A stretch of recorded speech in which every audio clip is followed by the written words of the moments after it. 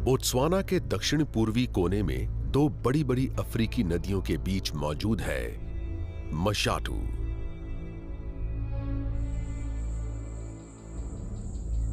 इस अनछुए इलाके में ये एक नया दिन है।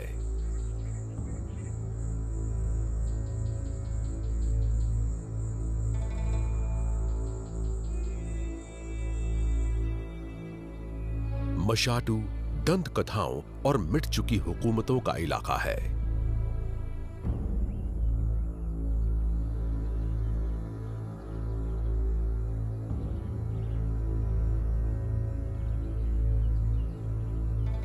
जिसमें न बाढ़ है न सरहदें।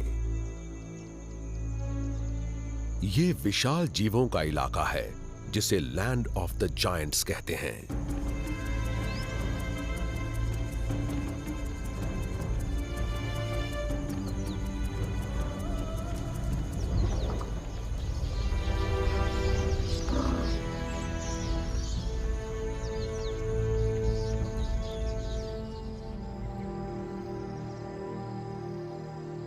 इतनी सुबह भी यहां धूप काफी तेज हो गई है।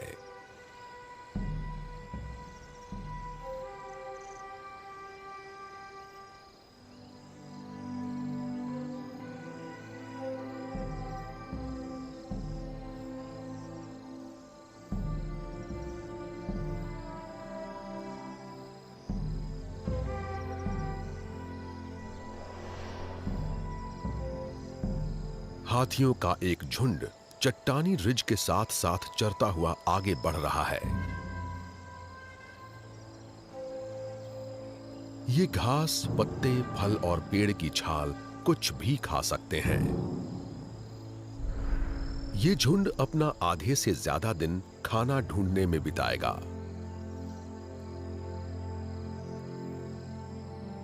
वयस्क हाथी रोज 200 किलो हरियाली चर सकते हैं।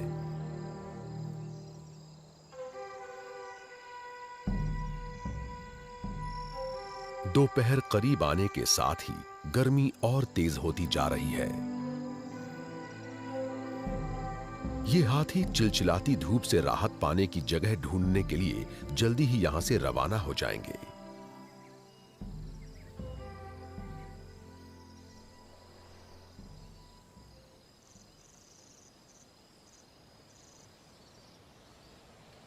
इस पूरे इलाके में काफी दूर दूर पर मौजूद पेड़ों के झुंड से ही यहाँ की उमस भरी गर्मी में जीवों को थोड़ी छांव मिलती है।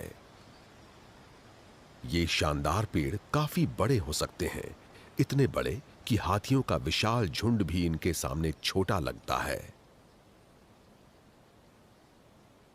इस झुंड को जिंदा रखने की जिम्मेदारी सबसे बुजुर्ग हथनी यानी कुल माता टेम्बा की है।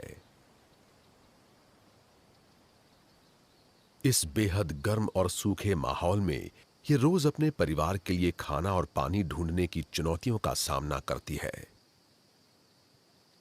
दोपहर तक तापमान 39 डिग्री सेल्सियस तक हो जाने से गर्मी अपने चरम पर पहुंच सकती है। अफ्रीकी हाथी जितने बड़े जीवों के लिए इतना ज्यादा तापमान बहुत नुकसानदेह हो सकता है, लेकिन ये कुछ हद तक अपने शरीर के तापमान को ठीक ठाक रख सकते हैं। बड़े बड़े कानों को फड़फड़ाने से इन्हें ठंडी हवा मिलती है और कान की पतली त्वचा पर मौजूद नलियों में बहते हुए खून से गर्मी बाहर निकल जाती है।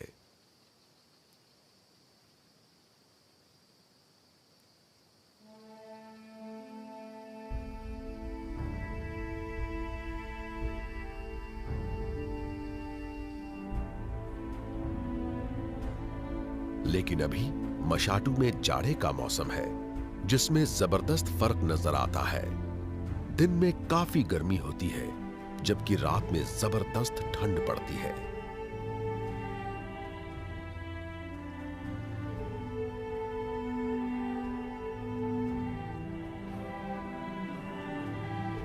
अभी जमीन सूखी और बंजर है।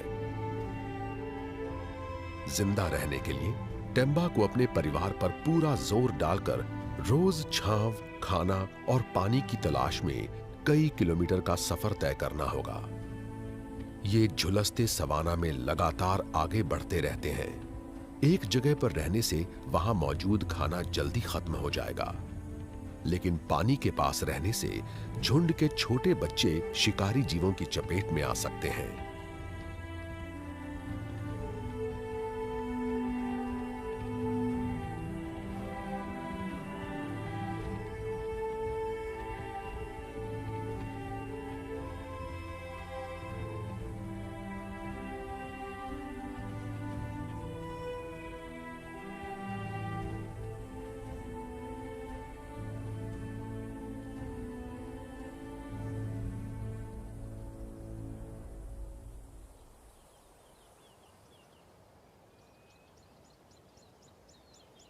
बबुला के इन जंगलों में टेम्बा प्राचीन रास्तों पर आगे बढ़ती है।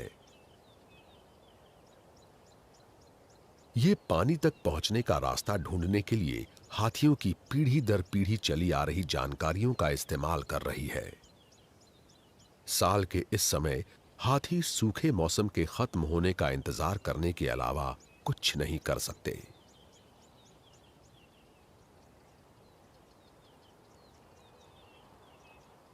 दिन की गर्मी में ये झाड़ीदार जंगलों में ही रहकर वहां मौजूद चीजों से पेट भरते हैं और गर्मी थोड़ी कम होने पर ही छांव से बाहर आकर खाना ढूंढने की कोशिश करेंगे।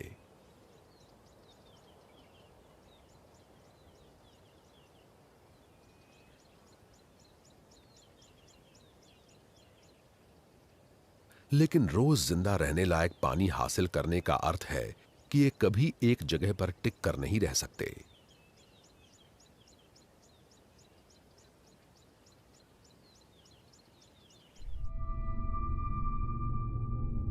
मशाटू रिजर्व अफ्रीका की दो बड़ी नदियों शाशे और लिम्पोपो से घिरा हुआ है।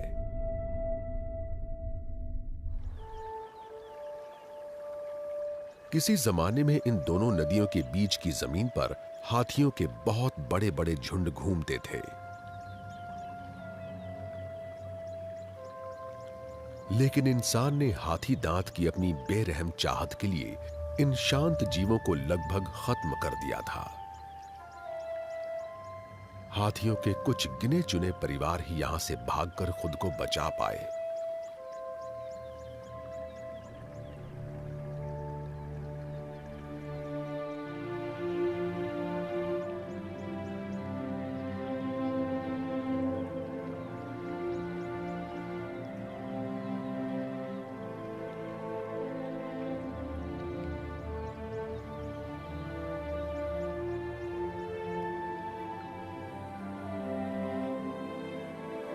एक पूरी पीढ़ी तक मशाटू खाली पड़ा रहा।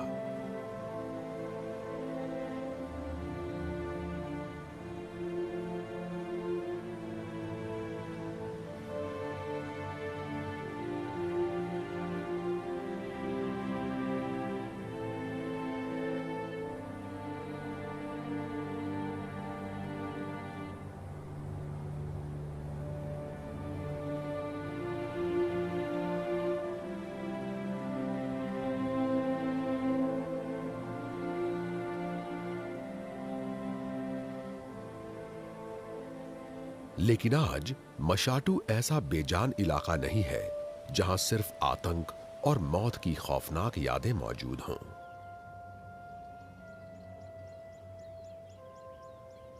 अब ये 44,500 हेक्टेयर के झाड़ीदार जंगलों वाली एक वाइल्ड लाइफ सैंक्चुरी है।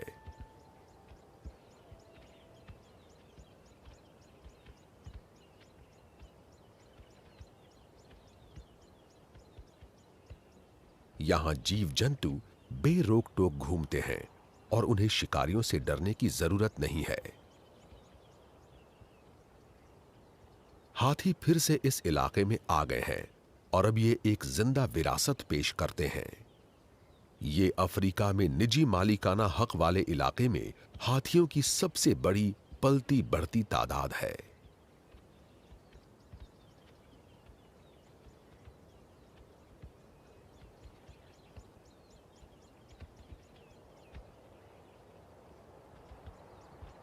अब मशाटू में आजाद घूमने वाले झुंडों में हाथियों की तादाद 100 तक हो सकती है।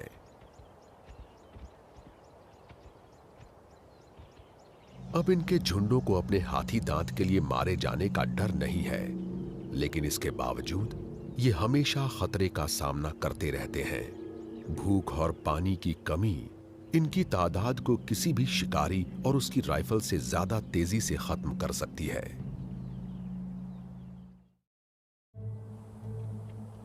आज मशाटू की सरजमी हाथियों के बड़े बड़े झुंडों को उन शिकारियों से सुरक्षित रखती है जो पहले हाथी दांत के लिए शिकार करते थे। लेकिन यहां एक कुदरती ताकत इनके अस्तित्व के लिए खतरा बनी रहती है।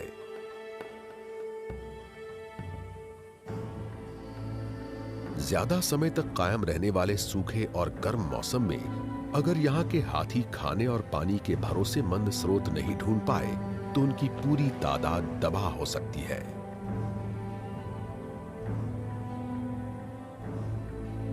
मशाटू में सूखा मौसम अपने चरम पर है। धरती पर हरियाली लगभग खत्म हो चुकी है और गर्म हवा में उड़ने वाली धूल के गुबार बची खुची झाड़ियों को भी और ज्यादा सुखा देते हैं। मशाटू के शाकाहारी जीवों के लिए हालात बहुत खराब है। हाथियों के हर झुंड की अगुवाई सबसे बुजुर्ग और भरोसेमंद मादा करती है।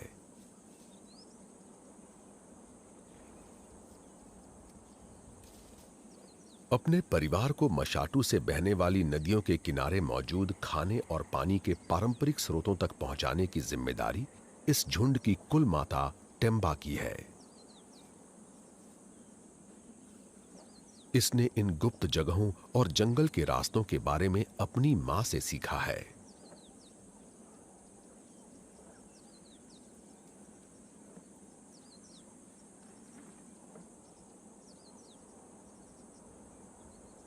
लेकिन आज इतनी गर्मी है कि झुंड को धीरे धीरे नदी की ओर बढ़ते रहने देने के अलावा और कुछ नहीं किया जा सकता। ये बीच बीच में यहां वहां चरते रहते हैं और टेम्बा इन्हें लगातार आगे बढ़ने को कहती रहती है।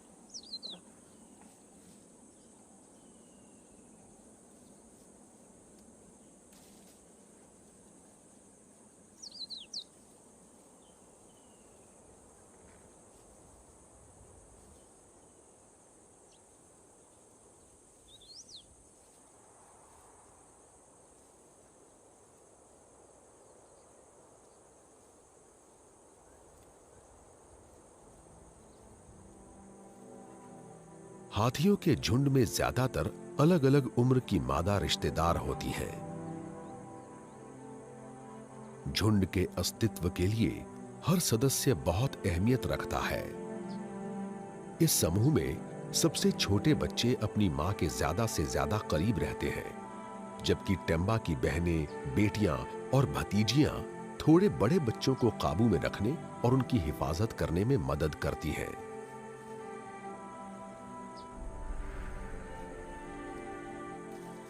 एलो मदर ऐसी हथनियों को कहा जाता है जिनके अपने बच्चे नहीं होते। उन्हें झुंड के सबसे छोटे बच्चों की देखभाल की जिम्मेदारी सौंपी जाती है।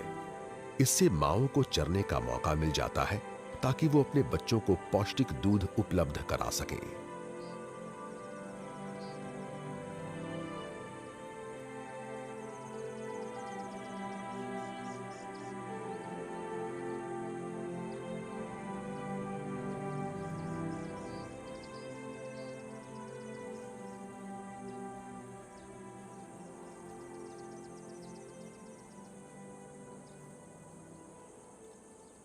जूमा जैसी इन हथनियों में से एक अगली कुल माता बनेगी। इसकी ट्रेनिंग असल में टेम्बा की देखरेख में बिताई गई पूरी जिंदगी में हासिल अनुभवों का भंडार है।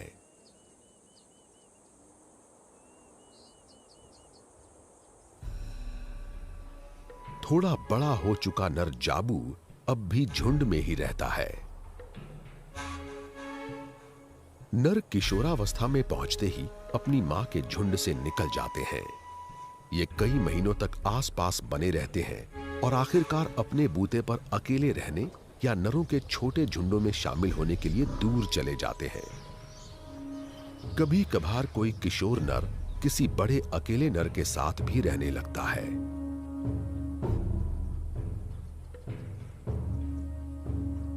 लेकिन अब जाबू का वक्त करीब आ रहा है।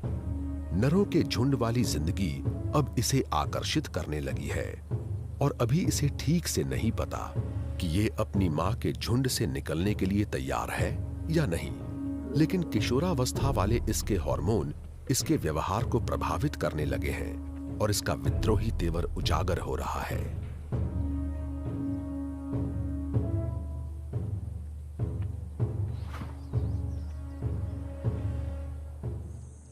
परिवार के बहुत छोटे सदस्यों यानी नियो जैसे बच्चों को जिंदगी के इस चरण में बहुत खतरा रहता है।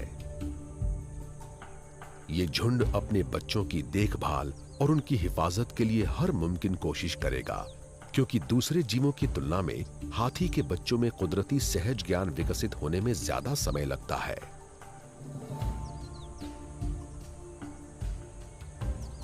दोपहर की गर्मी में नियो और अन्य बच्चे अपनी मां के नीचे या झुंड के बीचों बीच छिपकर बड़े हाथियों की छांव में सुकून पाने की कोशिश करते हैं।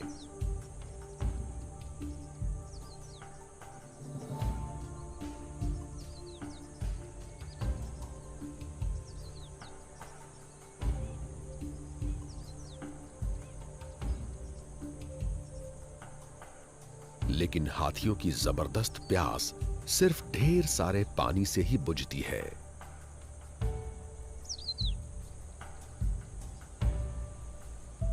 पानी की चाहत ही टेम्बा को अपने परिवार को आगे ले जाने की प्रेरणा देती है। अगर ये पेट भरने लायक चारे और पानी के बढ़िया स्रोत तक जल्दी नहीं पहुंच पाए तो अफ्रीका की इस बेरहम धूप की जबरदस्त गर्मी में झुंड के सबसे छोटे सदस्यों की हालत बहुत जल्दी बिगड़ जाएगी।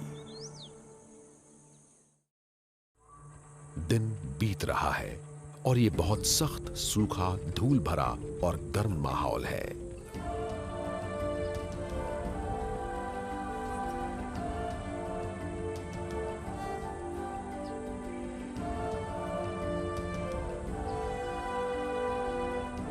यहां मशाटू में अब तक बारिश का मौसम शुरू नहीं हुआ है और भले ही यहां झाड़ियां काफी घनी और कुछ हद तक हरी लग रही हैं, लेकिन झुलसा देने वाली धूप ने उनकी सारी पौष्टिकता खत्म कर दी है। इससे मजबूर होकर अब हाथियों को अपनी जबरदस्त भूख मिटाने और सही पोषण के लिए जमीन खोदकर जड़ें निकालनी पड़ती हैं।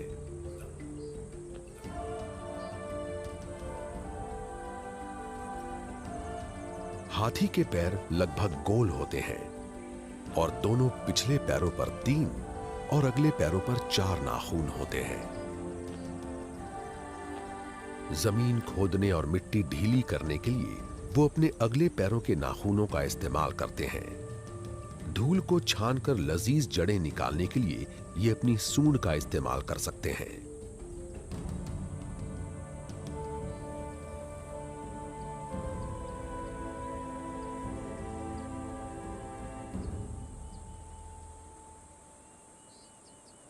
सूंड हाथी का सबसे अहम और हर तरीके से काम आने वाला अंग है। 40,000 से ज्यादा मांसपेशियों से बनी सूंड बहुत संवेदनशील होने के बावजूद काफी ताकतवर भी होती है। इससे हाथी किसी एक पत्ते को नजाकत से तोड़ सकता है, लेकिन जोर लगाकर पूरी टहनी को भी पेड़ से अलग कर सकता है।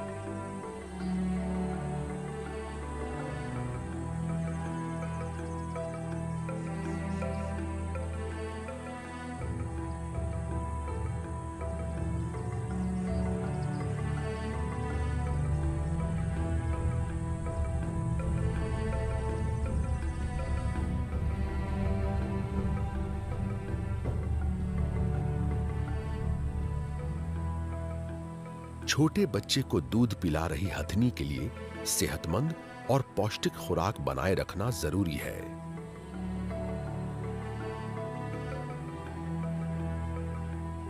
बहुत छोटे होने के बावजूद नियो जैसे बच्चे रोज अपनी मां का लगभग 12 लीटर दूध पी सकते हैं और तकरीबन 2 साल की उम्र तक वे इसी पोषण पर निर्भर करते हैं। मां का दूध हासिल करने के लिए बच्चे अपने मुंह का इस्तेमाल करते हैं। इतनी छोटी उम्र में इनकी सूंड की मांसपेशियां इतनी मजबूत नहीं होती कि ये उसे बड़े हाथियों की तरह इस्तेमाल कर सकें। बच्चों को अपनी सूंड के इस्तेमाल को नियंत्रित करने का तरीका सीखने में कई महीने लग जाते हैं। ये सीखते समय इसे पता चलेगा कि सूंड कई सामाजिक क्रियाकलापों में भी अहम भूमिका निभाती है, जैसे अभिवादन करने में, एक दूसरे को सहलाने में और मां और बच्चे के बीच प्यार दुलार में।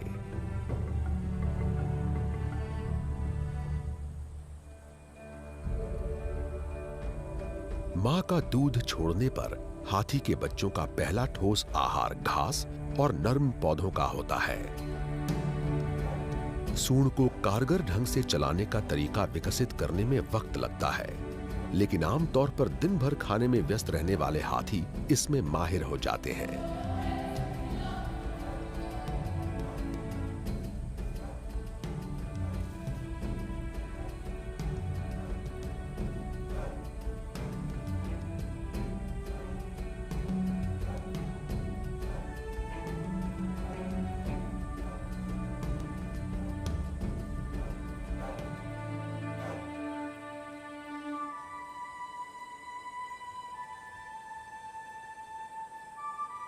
अपनी सूंड का बखूबी इस्तेमाल करके ये बुद्धिमान जीव अपनी खुराक में घास, टहनियों और पत्तों सबको शामिल कर सकते हैं।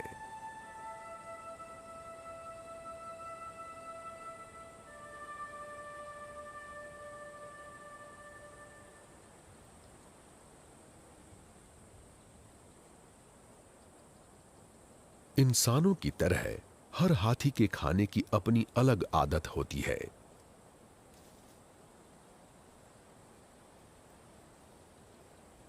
जूमा जैसे कुछ सदस्य खाने में बहुत नखरे करते हैं।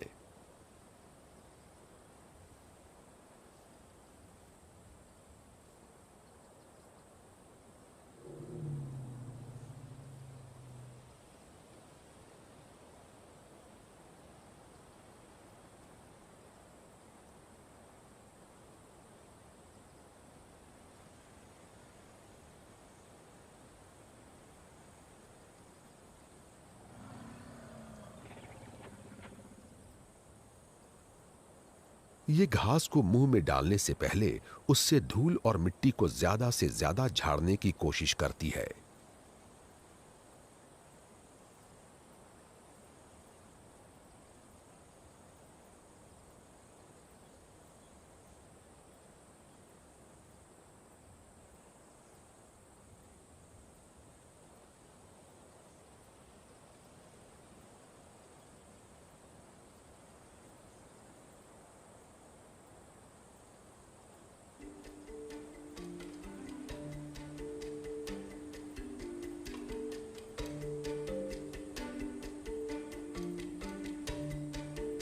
लेकिन लजीज चारे की संभावना भी हाथियों को चिलचिलाती गर्मी को भूलने नहीं देती और झुंड के सदस्य छांव वाली जगहों पर रुक जाते हैं।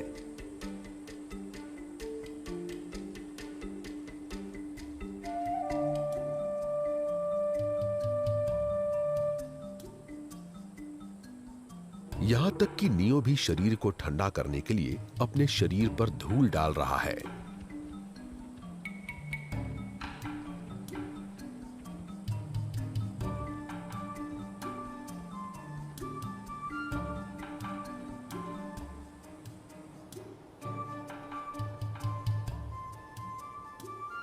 अभी धूप बहुत तेज है और टेम्बा अपने झुंड को लगातार आगे बढ़ा रही है।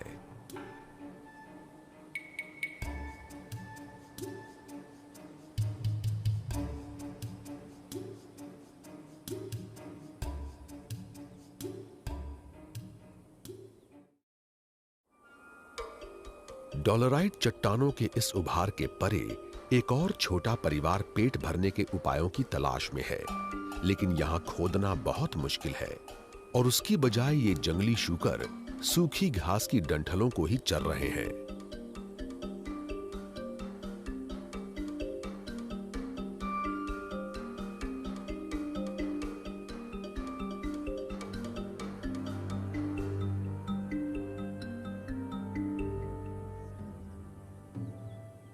जंगली शूकर सख्त जान होते हैं और जरूरत पड़ने पर कई महीनों तक बिना पानी पिए रह सकते हैं। ये अपनी जरूरत का सारा पानी खोदकर निकाली हुई जड़ों या घास की जड़ों से हासिल कर सकते हैं। सर्दी के बीच के इस दौर में खाना ढूंढने में बहुत वक्त लगता है। अभी पौष्टिक खाना मुश्किल से मिलता है।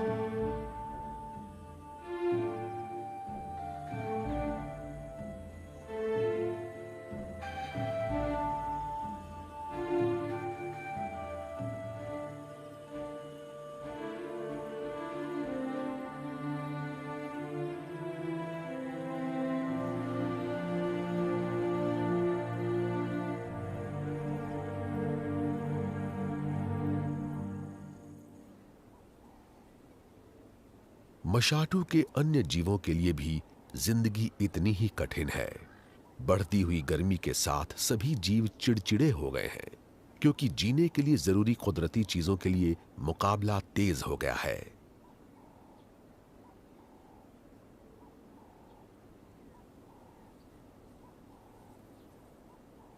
दूर नर जिराफों का एक जोड़ा दबदबे की हल्की सी झड़प में व्यस्त है। सिर से टक्कर मारने और अपनी लंबी गर्दन को इस तरह उलझाने वाली लड़ाई को नेकिंग कहते हैं। अक्सर कमजोर नर आसानी से हार मान लेता है और इनकी लड़ाइयों में शायद ही कभी कोई गंभीर रूप से जख्मी होता है। हाथियों को रोज कम से कम 115 लीटर पानी पीने की जरूरत पड़ती है, बशर्ते वो उपलब्ध हो।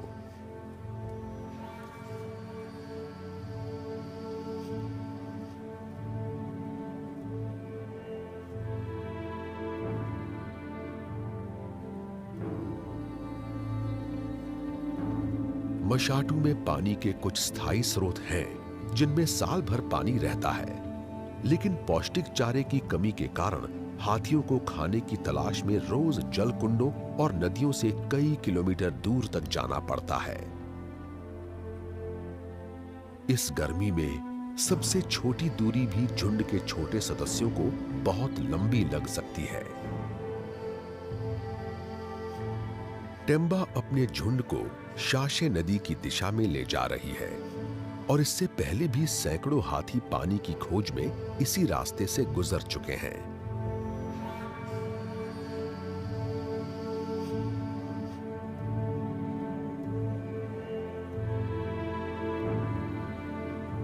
लेकिन नदी हमेशा इन हाथियों का साथ नहीं देती।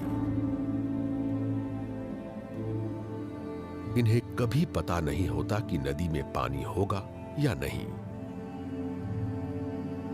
उसका बहाव बारिश पर निर्भर करता है और वो साल में सिर्फ कुछ ही दिनों तक बहती है।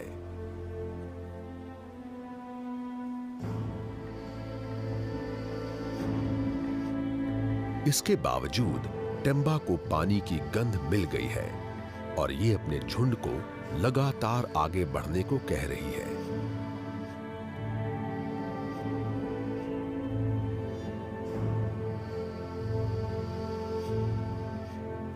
ये लगातार नदी की दिशा में बढ़ रही है और लगता है झुंड ने भी इसकी बेताबी को समझ लिया है।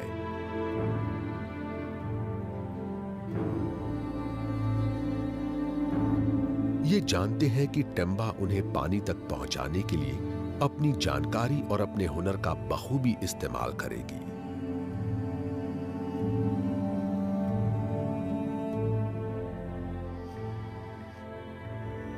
लेकिन नदी के किनारे पर मौजूद पेड़ों की कतार के पास पहुंचने पर इस परिवार को जो नजारा दिखा, उसकी इन्हें उम्मीद नहीं थी। नदी की तलहटी सूखी पड़ी है। नदी की तलहटी की मिट्टी बहुत रेतीली है और ये पानी को ज्यादा समय तक रोके नहीं रख सकती। पिछली बारिश के बाद बचे खुचे जल कुंड भी काफी पहले ही सूख चुके हैं।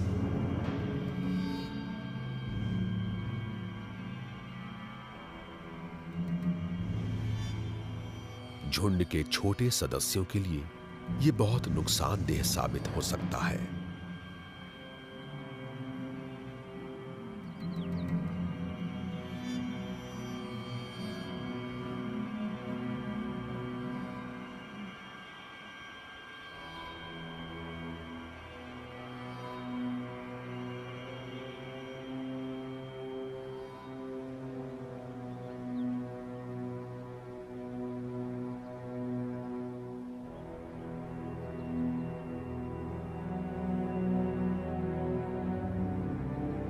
नियो थक गया है।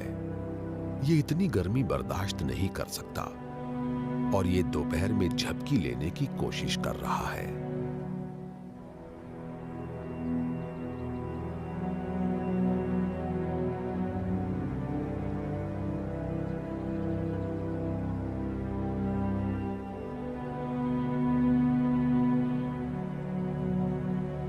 झुंड के कुछ सदस्य सूखी नदी के किनारों पर मौजूद बची खुची हरियाली को चख रहे हैं।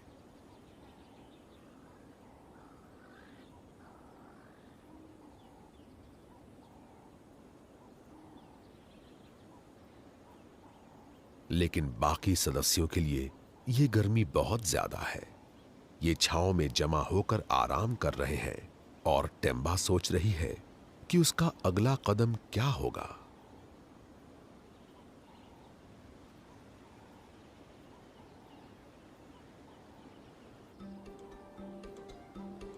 सूखी झाड़ियों के बीच गुजरता हुआ जाबू एक बिल्कुल सूखी सी टहनी की छाल चबाकर उसके भीतर के नरम हिस्सों तक पहुंचने की कोशिश कर रहा है।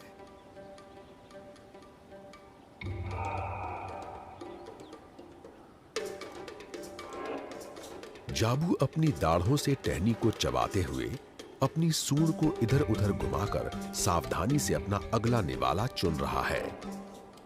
हाथी की सूंड उनके लिए नाक के साथ साथ हाथ और उंगली की भी भूमिका निभाती है।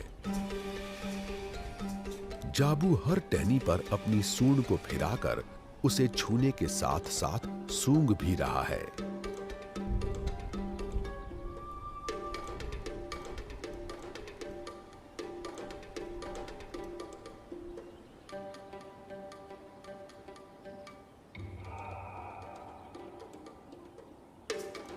इंसान के हाथों की तरह हाथी भी अपने दाहिने या बाएं गजदंत में से किसी एक का ज्यादा इस्तेमाल करते हैं। पसंदीदा गजदंत को औजार के रूप में ज्यादा इस्तेमाल किया जाता है। जाबू अपनी चुनी हुई टहनी को तोड़ने के लिए अपने बाएं गजदंत का इस्तेमाल करता है। सभी हाथियों में तोड़-फोड़ करने की आदत होती है, लेकिन ऐसा लगता है कि टहनियों को अलग करने या पेड़ों को उखाड़ने का काम ज्यादातर नर करते हैं।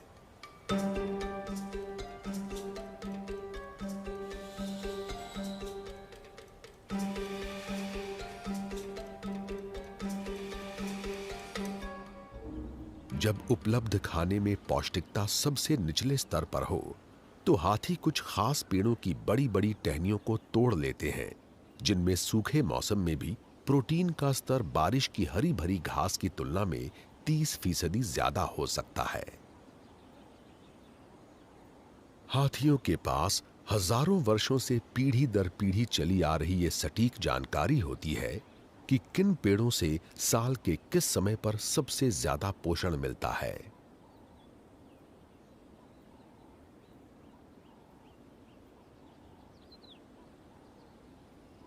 लेकिन ये विशालकाय जीव सिर्फ पौधों से मिलने वाले पोषण पर जिंदा नहीं रह सकते। जंगली शूकरों के उलट ये अपनी जरूरत के लायक नमी सिर्फ इस वनस्पति से हासिल नहीं कर पाते।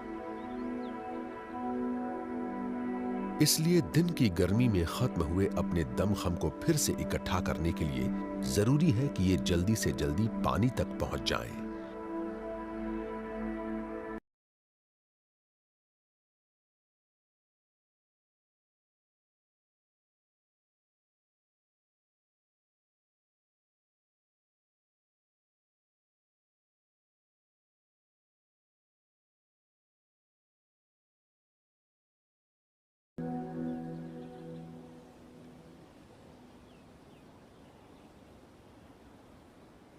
बहुत मोटी और सख्त खाल होने की वजह से हाथियों को अपनी खाल से गर्मी को बाहर निकालने में बहुत दिक्कत होती है।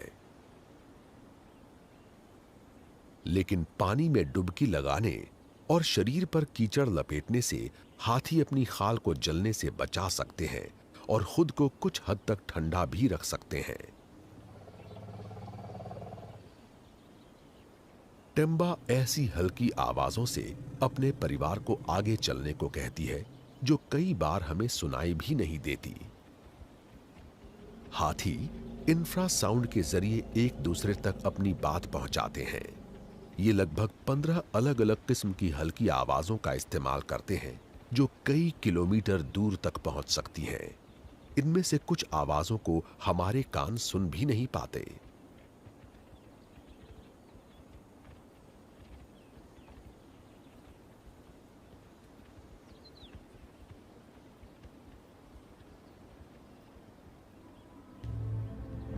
लेकिन अभी टेम्बा की नाक इसे कुछ बतला रही है।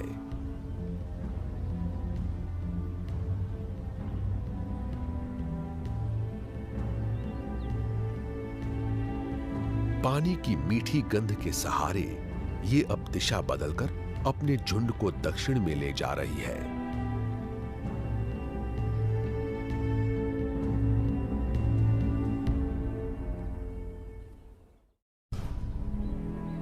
पानी अब कुछ ही दूरी पर है, लेकिन झुंड के सबसे छोटे सदस्यों को यह सफर बहुत कठिन लग रहा है और टेम्बा थोड़ी देर के लिए नियो को दूध पीने देती है।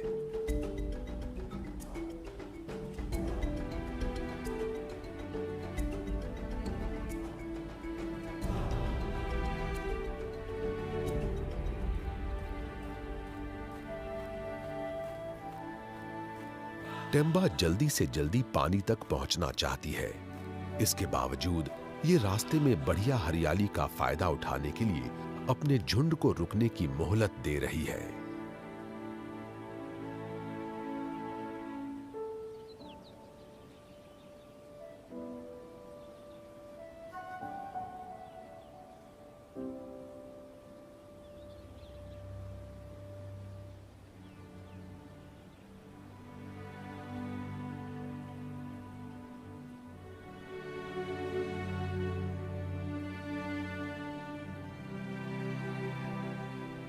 झुंड की एक हथिनी को पानी की गंध खींच रही है और ये वहां जल्दी से जल्दी पहुंचने के लिए बेताब है।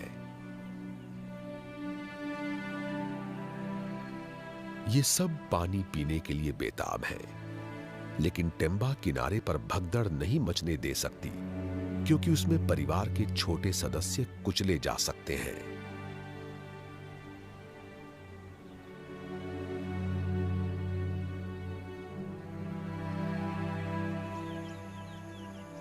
आसमान में सूरज ढल रहा है और आखिरकार ये झुंड दलदली इलाके में पहुंच गया।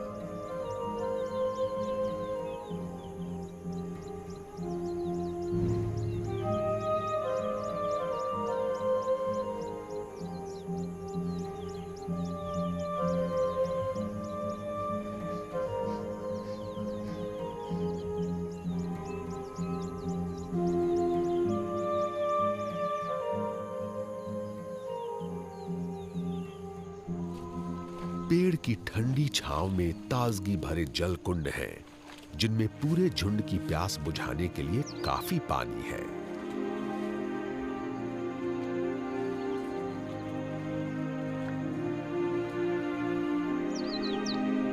कई लीटर ताजा पानी पीने से इन्हें मिली राहत साफ नजर आ रही है। ये ढेर सारा पानी सूंड से उठाकर मुंह में डाल रहे हैं।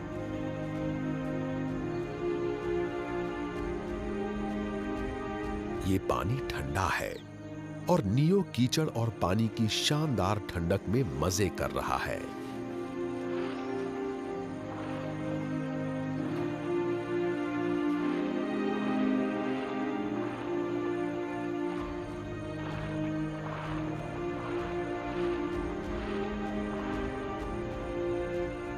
पानी पीने के लिए आने वाले शिकारी जीवों का सामना होने के खतरे के बावजूद टेम्बा ने आज रात अपने झुंड को पानी के पास रहने की अनुमति दे दी है।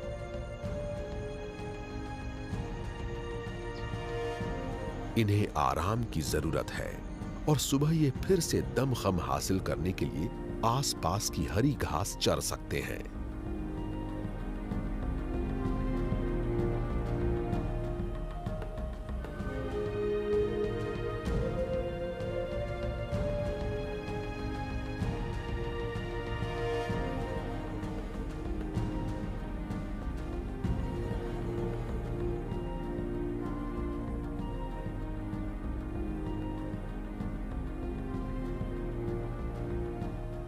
अपना अस्तित्व कायम रखने की लगातार जारी लड़ाई के बीच फिलहाल हाथियों के इस झुंड को कुछ देर सुस्ताने का मौका मिल गया है।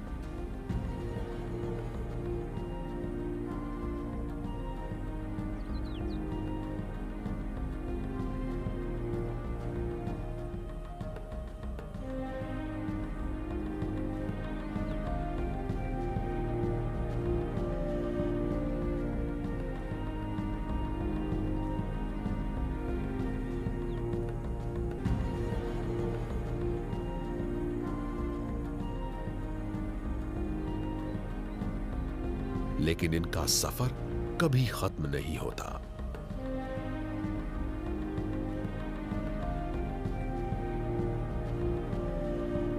इन्होंने एक दिन के लिए काफी खाना और पानी हासिल कर लिया है और टेम्बा अपनी धीमी सी आवाज में झुंड को संकेत देती है और सब रवाना हो जाते हैं।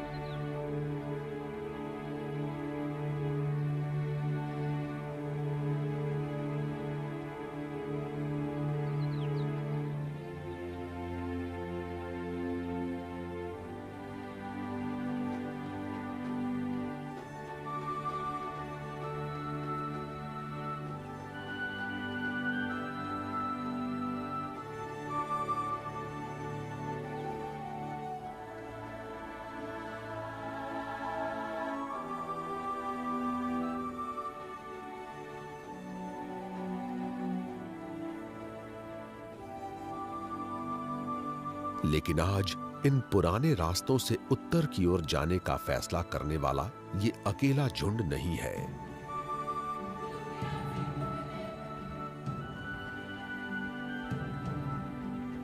टेम्बा और इसका परिवार इन हाथियों से अच्छी तरह वाकिफ है। ये दूर के रिश्तेदार हैं और पुराने रास्तों पर अक्सर इनकी मुलाकात होती रहती है।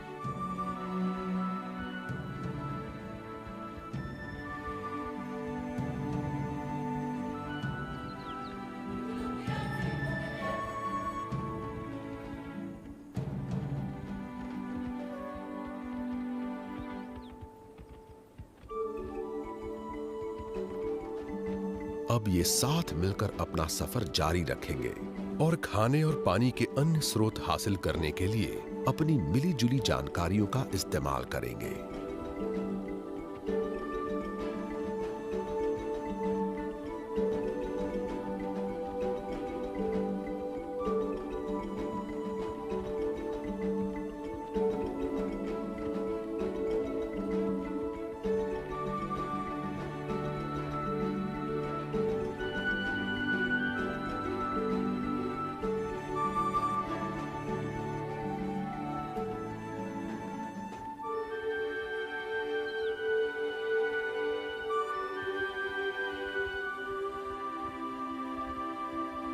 मशाटू के बियाबानों में ये हाथी इसी तरीके से अपना वजूद बनाए रखते हैं। ये है लैंड ऑफ द जायंट्स।